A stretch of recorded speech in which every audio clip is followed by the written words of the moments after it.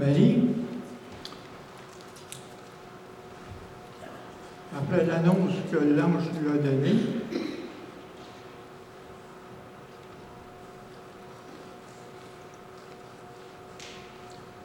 il dit, voici, Élisabeth, ta parente, a conçu, elle aussi, un fils, et appelé stérile, et elle est dans son 6e mois.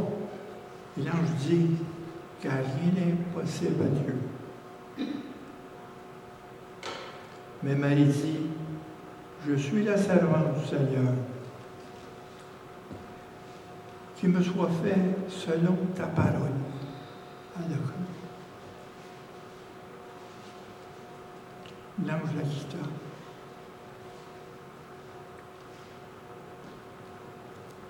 Tu vas voir tout à l'heure, c'est la même chose à Zacharie. Zacharie n'a pas cru. Qu'est-ce que l'ange lui dit? Et dans Luc, chapitre 18, verset 27, comme vous avez ici sur l'écran, Jésus répondit, ce qui est impossible aux hommes est possible à Dieu. Parce qu'on lui a demandé dans la foi qui peut être sauvé. Et Jésus lui a répondu, ce qui est impossible aux hommes est possible à Dieu. Et dans Hébreux 10, verset 23, retenons fermement la profession de notre espérance. Car celui qui a fait les promesses est fidèle.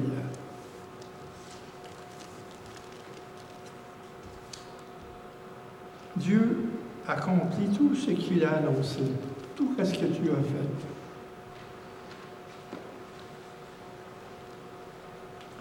Dans Isaïe, au chapitre 46, verset 10, il dit, j'annonce dès le commencement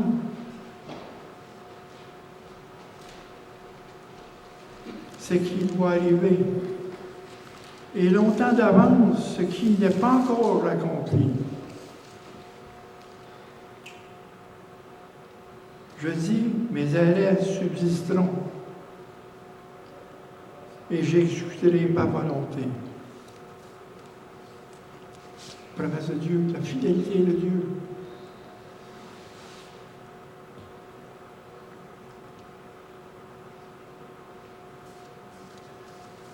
Dieu est fidèle.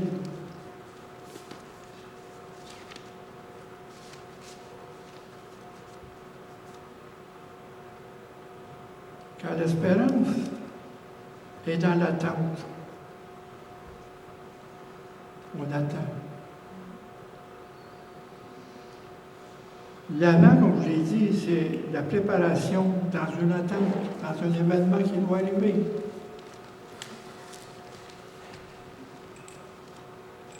La naissance de Jésus est annoncée dans Isaïe 1600 ans avant. Ils l'ont entendu, cet enfant-là. Il nous dit dans les cantiques de Zacharie et de Siméon, un sauveur nous a aidés. Et les anges, la même chose. C'est attendu depuis longtemps. Les choses sont arrivées dans un temps fixé par Dieu. Nous devons mettre notre confiance en Dieu, car sa fidélité est grande.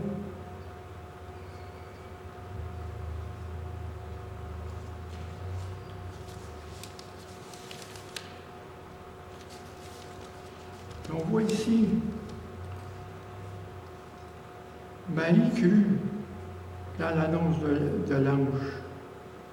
Elle s'est soumise à sa volonté. Il dit que ce soit fait selon ta parole.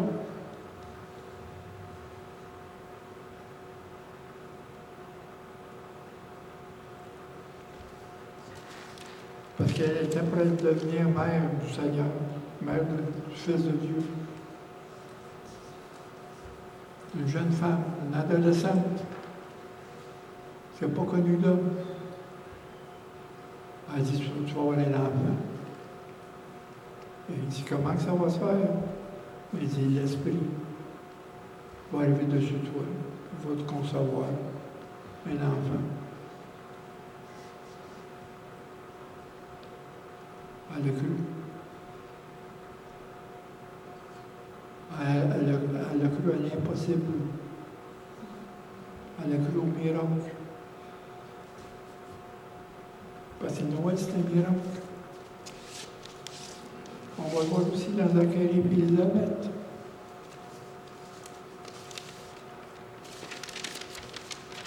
Si on regarde dans Zacharie, en Luc,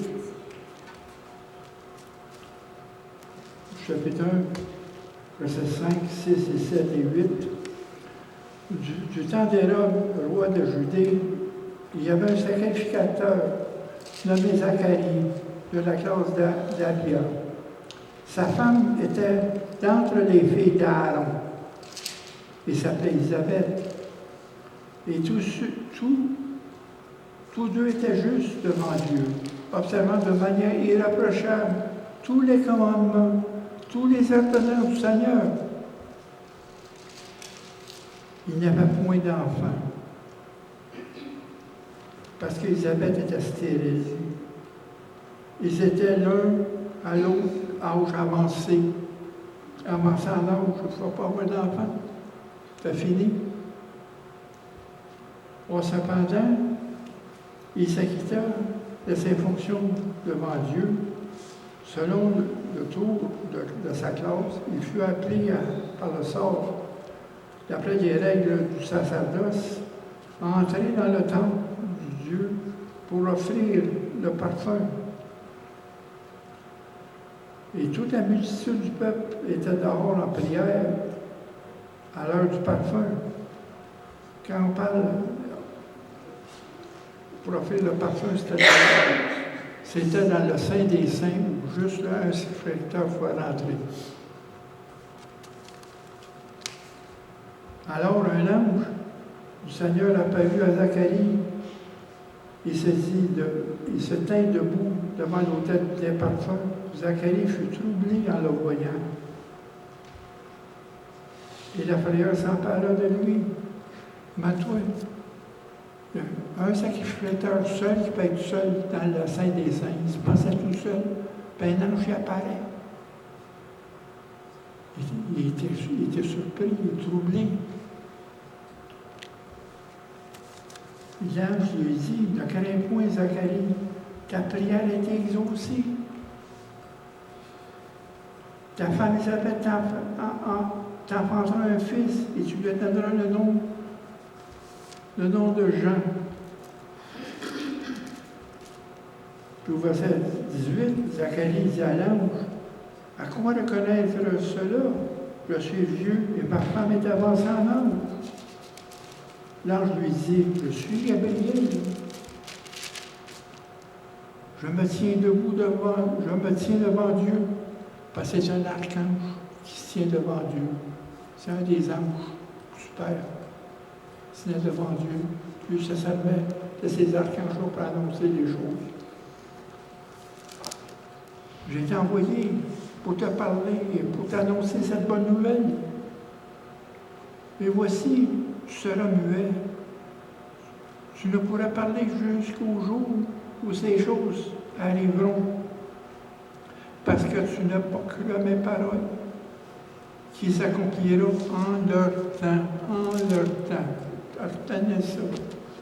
C'est dans le temps de Dieu. On voit Zacharie. Il était dans la lignée des sacrificateurs. Lui et Élisabeth. Élisabeth, c'était d'Aaron. On voit ça au verset 5. Et au verset 6,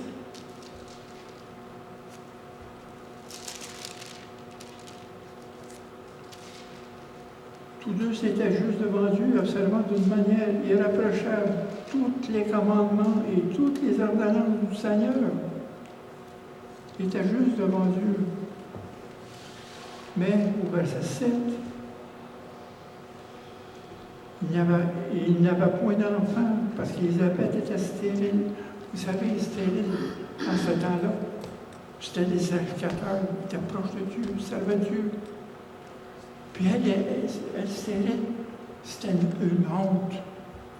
Parce que c'est comme si le jugement de Dieu était sur elle. Si on voit ça au verset 29, c'est la grâce que le Seigneur m'a faite quand il a jeté les yeux sur moi pour ôter mon opprobre, ma honte, parmi les hommes.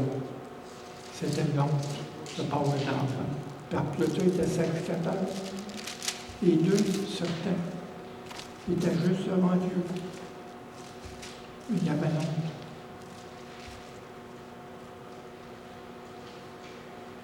Puis, au verset 13, mais l'ange dit, ne crains rien, Zacharie, ta prière est exaucée. Hey, il était avancé en âge, il a peut-être 80, il était peut-être à 80, il était avancé en âge. Il dit, ta prière est exaucée. Zacharie, comment ils vont faire ça? Comment ça va se faire? Puis il n'a pas cru à l'ange. Marie a cru à l'explication de l'ange. Tout de suite, ben, mais Zacharie trop.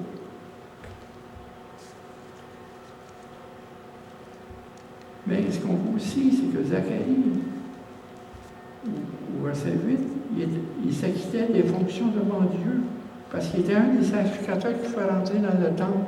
C'était à chacun leur tour, parce que c'était, d'après la règle du sacerdoce, c'était fait au sort. Mais c'était à son tour de rentrer au temple. Ça veut dire, Zacharie était fidèle à Dieu dans ses fonctions au temple. C'est fidèle. Ce qu'on peut voir là-dedans, c'est que dans leur vie, ils ont attendu de Dieu une réponse à leur prière dans toute leur vie. C'est comme je dis, c'est comme Abraham, quand il a dit qu'il était pour avoir une postérité. Il a attendu 10 ans avant qu'Isaac arrive. C'est dans l'attente. C'est là qu'il y a l'espérance. C'est là qu'on met la foi. C'est dans l'attente que les choses arrivent. C'est une leçon pour nous. Parce que les choses n'arrivent pas comme on les voudrait dans nos prières. On a des attentes. Nous pouvons être désappointés et découragés dans l'attente, mais sans perdre la foi, par exemple. Pas perdre la foi.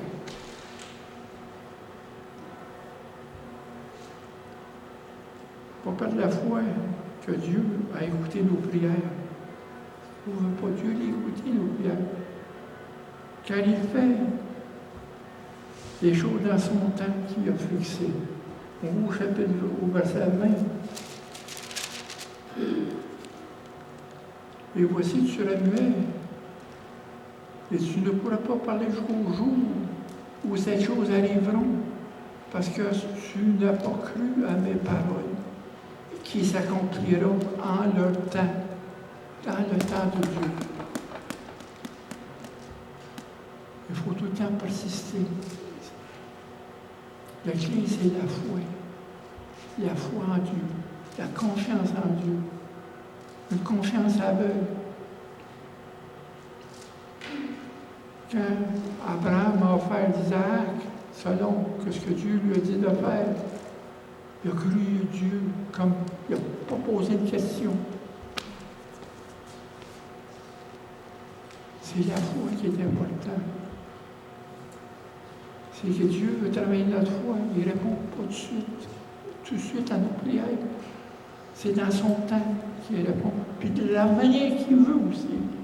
Puis ça dépend tout le temps de notre obéissance, tout le temps. Puis de la foi qu'on a dans nos prières. Et de la volonté de Dieu.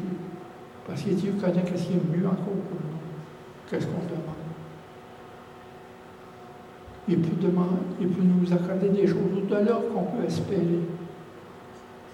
Regardez ici. Zacharie, Élisabeth, tu es à l'âge de 80.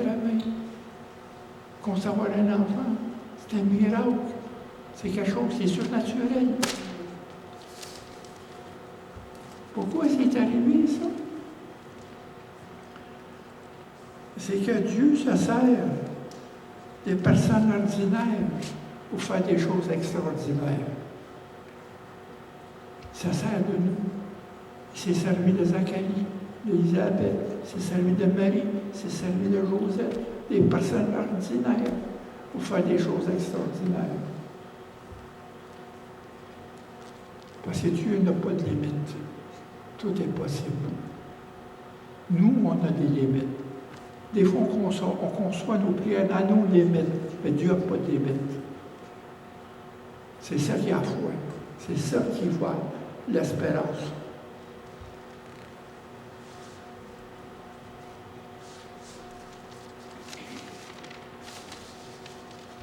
Zacharie n'a pas pu nous parler de l'ange.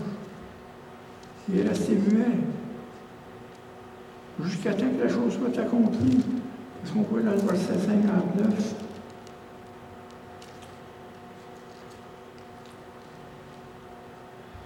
Quand Jean-Baptiste est né, le 8e jour, ils sont allés au temple pour le circoncire. Puis le monde dans la foule, il dit, on va l'appeler Zacharie, du nom de son père. Mais sa mère a dit non. Après ça,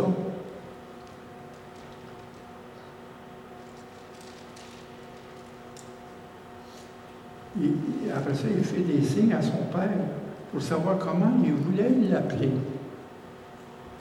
Parce qu'il dit, ici, de l'ange, il dit, tu vas l'appeler Jean. Il dit, comment tu voulais l'appeler? Zacharie dit, apporte-moi une tablette. Au même instant, sa bouche se délie et sa langue se délie. Il parlait et bénissait Dieu. Il dit, il a écrit, son nom va être Jean. Ça veut dire qu'aussitôt qu'il a obéi, sa parole est revenue.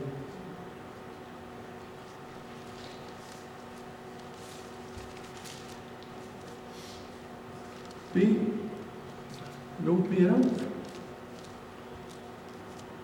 c'est qu'au 6e mois, que Élisabeth est enceinte, l'ange Gabriel est apparu à Marie pour faire une autre annonce, la même annonce, qui était pour avoir un enfant.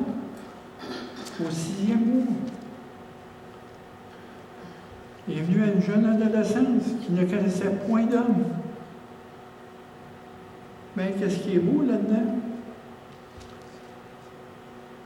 C'est que l'ange a dit, voici Élisabeth, ta parente, a conçu elle aussi,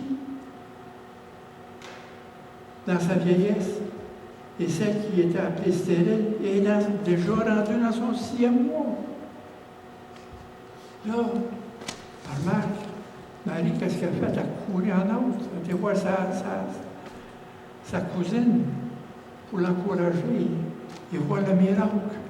Parce qu'elle aussi, elle était pour avoir le miracle. Elle avait la même annonce. 2 miracles, 2 naissances. Elle, parce qu'elle était vieille, puis elle, parce qu'elle était conçue par le Saint-Esprit. Il fallait qu'elle soit conçue par le Saint-Esprit, que Dieu soit né sans péché, qu'il soit appelé Fils de Dieu.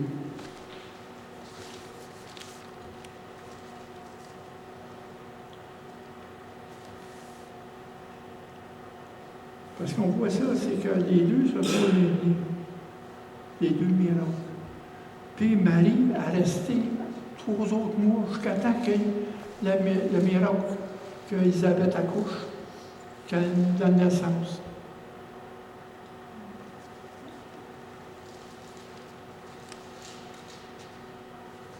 C'est 2 générations. Et c'est la miséricorde de Dieu envers Élisabeth.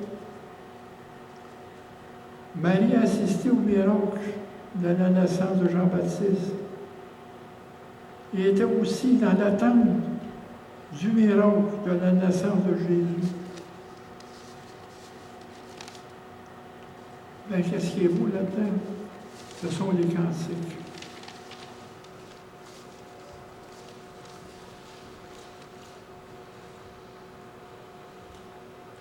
Marie a été choisie parce qu'elle a trouvé grâce devant Dieu. On voit ça au verset 28. Je te salue Marie, toi à qui une grâce a été faite. Le Seigneur est avec toi.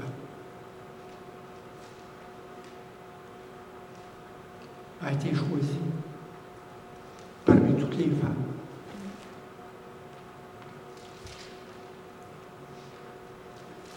Sa vie, humble et pieuse, a plu à Dieu au point qu'il l'a choisi pour cette tâche la plus importante. Emmener Jésus au monde, emmener le Fils de Dieu au monde. C'est une grâce spéciale qu'elle avait, une faveur devant Dieu. Elle le reconnaît dans les Magnificat. Marie, une femme. La bénédiction de Marie lui a apporté une grande joie. On voit ça tout à l'heure, le Magnificat, mais aussi beaucoup de souffrance et de douleur, car son fils allait être rejeté et crucifié. Ouais.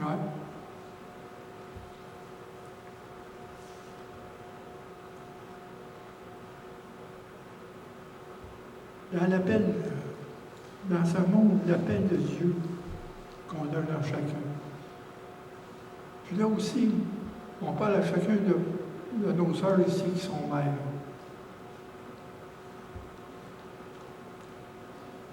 Implique toujours une bénédiction, une joie, mais aussi des souffrances, et de la tristesse, des succès et des déceptions. Ça implique tout le temps, la bénédiction dans l'appel de Dieu implique tout le temps, toujours des souffrances, des joies, des tristesses, des succès et des déceptions. Parce qu'on voit la semaine prochaine, quand Marie et Joseph ont amené au temple Jésus, et Siméon a fait des bénédictions sur les douleurs de Marie. Et déjà, dans Genèse, au chapitre 3, ça commence tout ça aussi.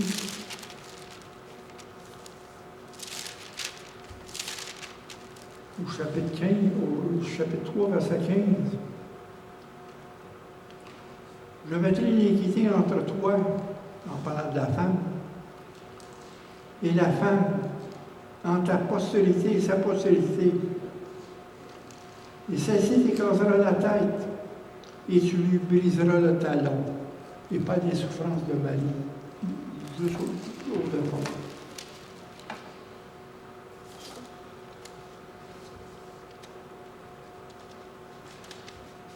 Dans le Magnificat de Marie.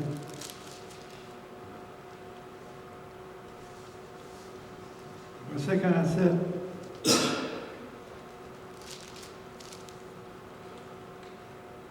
Il dit, Marie, dit, mon âme exalte le Seigneur, et mon esprit se réjouit en Dieu, mon Sauveur, parce qu'il a jeté les yeux sur la bassesse de sa servante. Car voici désormais, toutes les générations me diront bienheureuse. Et au verset 46, justement, c'est ça. Et au verset 49, parce que le Tout-Puissant a fait pour moi de grandes choses et son nom est saint. Marie reconnaît sa propre besoin du salut en disant ça. Elle était pécheresse et avait besoin du Christ comme sauveur. On voit ici. Mon esprit se réjouit en Dieu, mon sauveur, parce qu'il a jeté les yeux sur la bassesse de sa servante, qui s'est reconnue pécheresse. La grâce que Dieu lui a faite, elle s'est reconnue pécheresse devant l'annonce.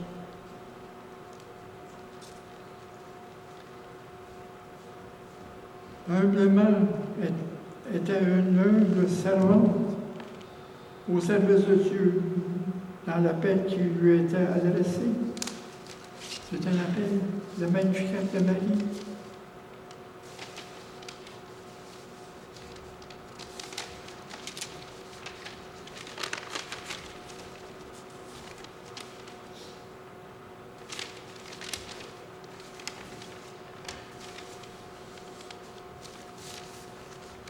Aussi, ce qu'on voit aussi, c'est que le cantique aussi d'Élisabeth.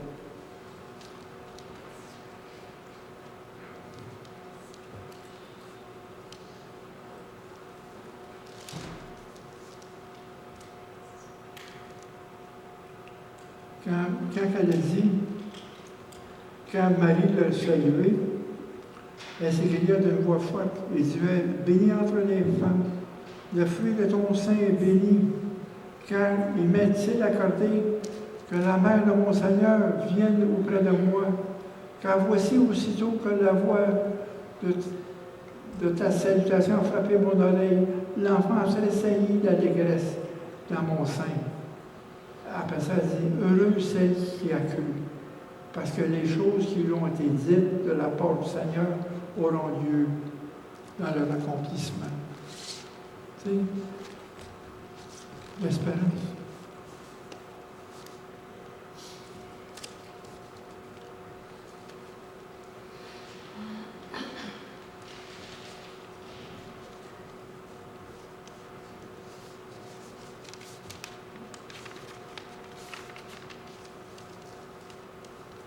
Dans Zacharie, dans le cantique de Zacharie, au verset 29,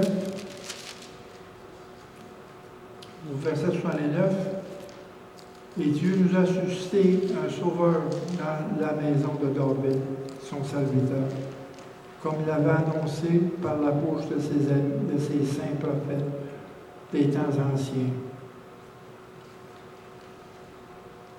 On voit ici, après ça, au verset 72, selon le serment par lequel il a juré à Abraham, notre père. Ces choses étaient déjà promis à Abraham de sa postérité. Et c'est ainsi qu'il manifeste sa miséricorde envers nos pères et se souvient de sa sainte alliance, selon le serment pour lequel il a juré à Abraham, notre père. Dans Zacharie, dans Genèse,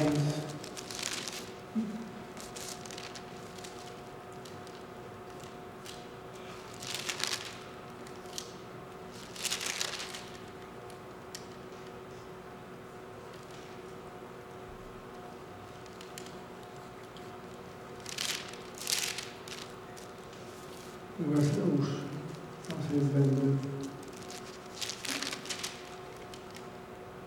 Oui, c'est ça. Genèse, chapitre 18, versets 18 et 19. Abraham deviendra certainement une nation grande et puissante, et en lui seront bénies toutes les nations de la terre, car je l'ai choisi. Alors, afin qu'il ordonne à ses fils et à sa maison après lui de garder la voie de l'Éternel, en participant à la droiture et à la justice, et qu'ainsi l'Éternel accomplisse en faveur d'Abraham les promesses qu'il lui a faites. Les promesses, il a promis à Abraham une postérité, c'est Jésus. C'est ce qui est arrivé. Parce qu'il faut voir dans l'histoire d'Abraham, c'est l'histoire de Jésus. La promesse d'une postérité, d'un Père des nations, aussi que la foi va s'étendre, l'Évangile va s'étendre. C'est le Père des nations, c'est le Père de la foi. La foi est venue à Abraham. Dieu lui a donné la foi. Il a imputé la foi, c'est là qu'on parle la foi. C'est pas avec les œuvres, c'est avec la foi. C'est les promesses de Dieu. Il faut regarder là-dedans l'espérance dans les promesses de Dieu qu'il nous a faites. Regardez ces espérances. Parce que notre salut par la foi, dans la nouvelle alliance, dans le sang de Jésus, où Dieu a prêté serment de fidélité et dans laquelle nous avons prêté serment d'obéissance à sa voix. C'est là qu'il y a notre espérance. La fidélité de Dieu pour nous. La fidélité dans ses promesses. Puis l'avant,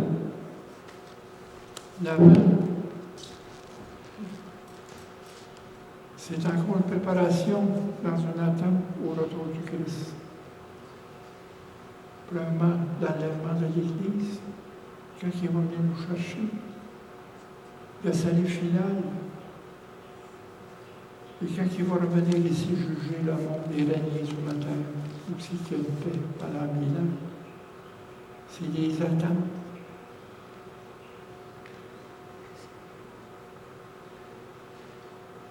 Et c'est des attentes qui étaient qui ont été prophétisées dans l'Ancien Testament et aussi qui étaient répétées dans le Nouveau Testament, dans les épîtres de Paul.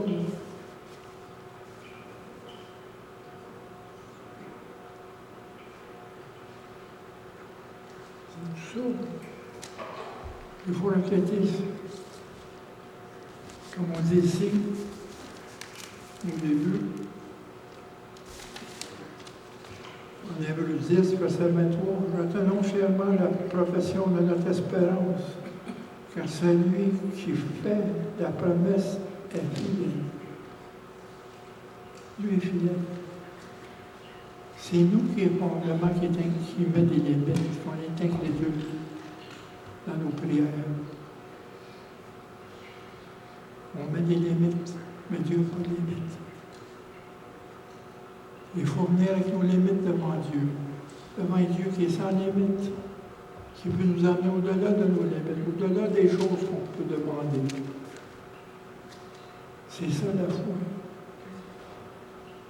Il faut exercer cette foi-là par la prière, puis dans l'attente.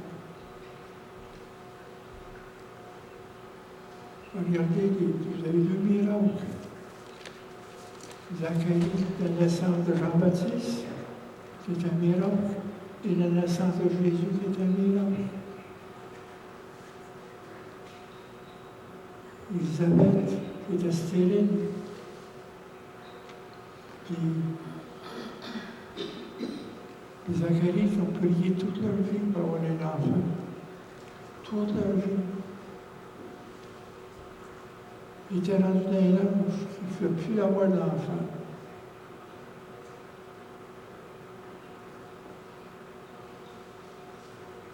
Mais l'ange est venu annoncer qu'il était pour avoir un enfant. Qu'Élisabeth était pour le concevoir. C'est ça l'espérance dans l'attente. Ils ont entendu leur vie. Vous allez à la où mettez-vous à la place de Zacharie et Élisabeth. Mettez-moi à leur place pour 2 minutes. Ils ont prié pour avoir un enfant. Puis arrive à 80, tu ne peux plus l'avoir. Ben, t'es désappointé, hein? Tu ne peux plus l'avoir. C'est au bout. Non, tu ne peux plus l'avoir. Tu es réellement désappointé. Dieu n'a jamais répondu à mes prières. Mais Dieu a répondu de sa manière, puis dans son temps, au-delà qu'on peut penser. C'est exactement où ça a orienté nos prières aujourd'hui. C'est une leçon aujourd'hui.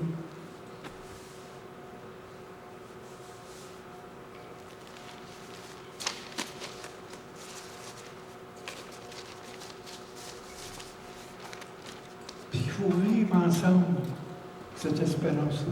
C'est ensemble qu'on la vit. On est ici aujourd'hui, c'est pourquoi je le dis. Parce que notre espérance est en Dieu. Il est en notre Sauveur. Un Sauveur nous a aidés. Un Sauveur est venu. Dieu a tellement aimé le monde qu'il a envoyé son Fils pour être immolé pour nos péchés, afin que tous ceux qui croient en lui ne périssent pas, mais aient la vie éternelle. Jean 3,16. Dieu a tellement aimé le monde. L'amour de Dieu devait garder en nous cette espérance. Dieu nous aime. Il dit encore dans les Romains, à la fin des chapitres des Romains, qui peut nous séparer de l'amour? Qui peut nous séparer? Rien. La clé là-dedans, c'est la foi. La foi. C'est tout. C'est juste la foi. La grâce nous est accompagnée, comme Marie a eu une grâce, parce qu'elle a eu une foi. La grâce nous est accordée par la foi, pas par notre mérite, par la foi. Le juste va être sauvé par la foi, comme il dit dans Zacharie. La foi. Croire, c'est pas de comprendre, c'est juste de croire. C'est pas questionner Dieu. Même à travers nos souffrances. Il faut garder cette espérance-là. Puis quand on a mal, quand on est dans les souffrances,